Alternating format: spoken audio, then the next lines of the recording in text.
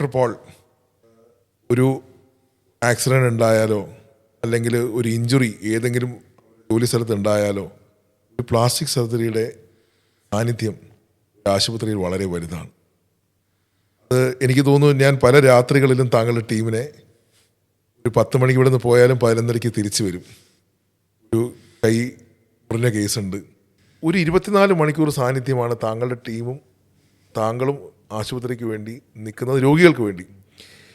കാരണം ഒരു കൈയുടെ ഒരു ഭാഗം കട്ടായ ആൾക്ക് തിരിച്ചത് പിടിച്ചു കൊടുത്ത് അയാൾ തിരിച്ച് ആ കൈ പഴയ പോലെ ആക്കിയെടുക്കുമ്പോൾ ഉണ്ടാവുന്ന സന്തോഷം അത് ഏത് സൗന്ദര്യവൽക്കരണത്തെക്കാളും വലുതാണ്. കാരണം അയാളുടെ ജീവിതമാണ് തിരിച്ചു കിട്ടുന്നത്. അയാളുടെ ആ കൈ ഇല്ലാണ്ടായി കഴിഞ്ഞാൽ ജീവിതമില്ലാത്ത അവസ്ഥയിലെത്തും.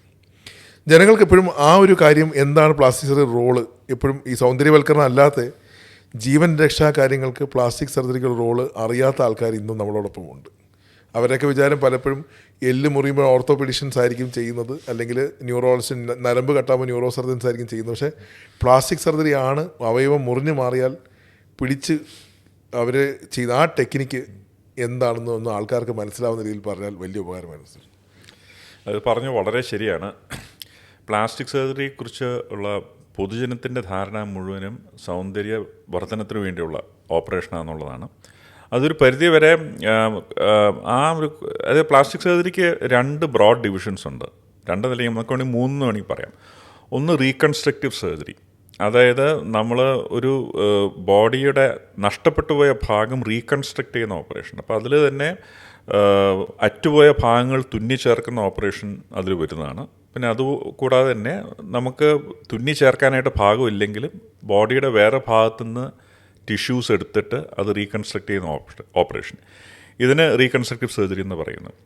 ഈ റീകൺസ്ട്രക്റ്റീവ് സർജറിയുടെ മെയിൻ ടൂളാണ് മൈക്രോവാസ്കുലർ സർജറി. കാരണം ബോഡിയുടെ ഒരു ഭാഗത്തുനിന്ന് ടിഷ്യൂ എടുത്ത് ഒരു ഭാഗത്തേക്ക് മാറ്റണം എന്നുണ്ടെങ്കിൽ ആ എടുത്തു മാറ്റുന്ന ഭാഗത്തിൻ്റെ ഞരമ്പുകൾ, അതായത് നാഡികളും രക്തക്കുഴലുകളും, ഇതെല്ലാം നമ്മൾ തുന്നി യോജിപ്പിച്ച് കഴിഞ്ഞാൽ അത് അവിടെ പ്രോപ്പറായിട്ട് സർവൈവ് ചെയ്യുള്ളൂ. നമ്മൾ വെറുതെ ഒരു പീസ് കട്ട് ചെയ്ത് തിരിച്ച് വെച്ച് കഴിഞ്ഞാൽ അതങ്ങനെ നിൽക്കില്ല.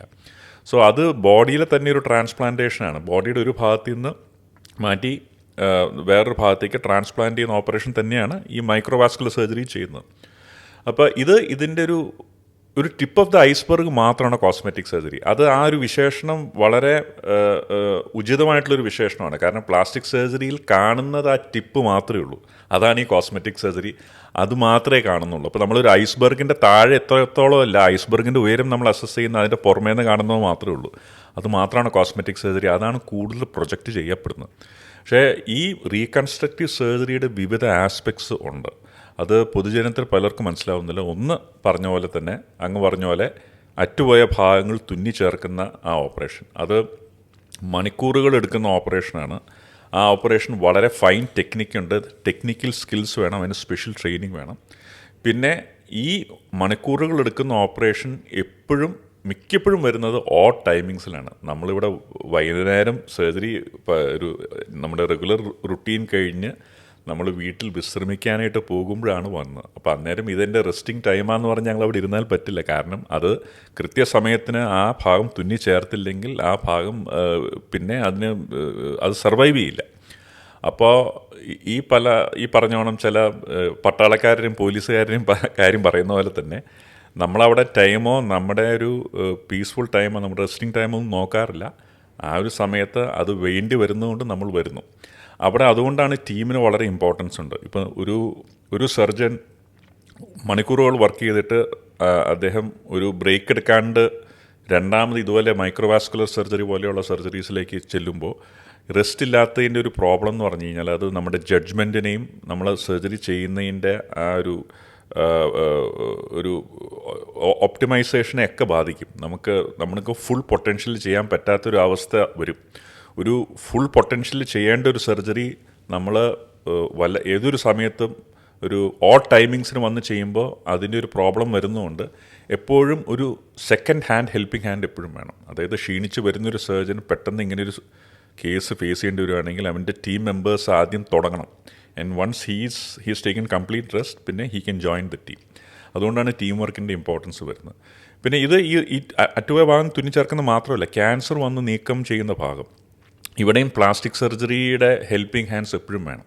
അതായത് ക്യാൻസർ സർജറി, അത് പ്രത്യേകിച്ചും ഹെഡ് ആൻഡ് നെക്ക് ക്യാൻസേഴ്സ്, തലയുടെയും കഴുത്തിൻ്റെയും cancer, breast cancer, extremity cancer, കൈകാലുകളിൽ വരുന്ന ക്യാൻസർ, എല്ലാത്തിലും പ്രൈമറി ഇൻവോൾവ്മെൻറ്റ് എപ്പോഴും ഒരു ക്യാൻസർ സർജൻ ഉണ്ടെങ്കിൽ പോലും ആ ട്രീറ്റ്മെൻറ്റ് കംപ്ലീറ്റ് ആവണമെങ്കിൽ ക്യാൻസർ വന്നും നീക്കം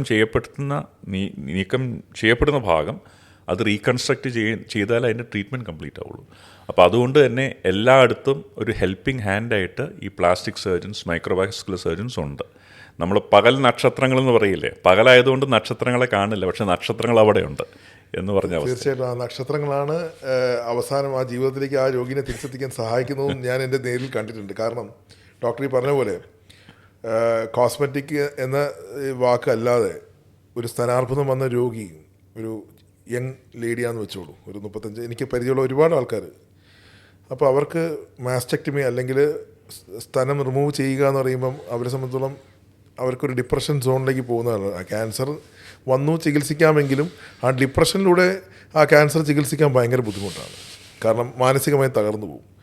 അപ്പോൾ അതിനെ തിരിച്ചു വെച്ച് കൊടുക്കുക എന്നുള്ളൊരു ദൗത്യം അങ്ങനെ ടീം ഇപ്പം ചെയ്യുന്നുണ്ട്. വളരെ ഭംഗിയായിട്ട് നമ്മൾ കാണുന്നുമുണ്ട്. അത് റീകൺസ്ട്രക്റ്റീവ് സർജറിയുടെ ആ പുതിയ ആധുനികമായ രീതിയും അതിന് കഴിവുള്ള ആൾക്കാരും നമ്മളോടൊപ്പം ഉള്ളതുകൊണ്ടാണ് ഇത് ഭംഗിയായിട്ട് കൊണ്ടുപോകാൻ പറ്റുന്നതും. ആൾക്കാർ എൻ്റെ അടുത്ത് അത്തരത്തിലെ റീകൺസ്ട്രക്റ്റീവ് സർജറിനെ ഒരു ലേഡി എന്നോട് പറഞ്ഞു വെച്ചാൽ, ലൈഫ് പോയി, സൂയിസൈഡ് ചെയ്യാം, ബ്രസ്റ്റ് ക്യാൻസർ വന്നു, മാസ്റ്റക്ടമി കേട്ടപ്പോൾ തന്നെ സൂയിസൈഡ് ചെയ്താലോ എന്ന് ആലോചിച്ച ഒരു ലേഡി ഇന്ന് നന്നായി ജീവിക്കുന്നുണ്ട്, സന്തോഷമായി ജീവിക്കുന്നുണ്ട്, ഒരു കുടുംബം സന്തോഷമായി കൊണ്ടുപോകുന്നുണ്ട്. കാരണം ക്യാൻസറിന് ചികിത്സ കൊടുത്തു, സർജറി കഴിഞ്ഞു ചികിത്സ കൊടുത്തു, ക്യാൻസറിൻ്റെ പ്രശ്നം തീർന്നു, പിന്നെ അതിനെപ്പറ്റി ബാധകമല്ല.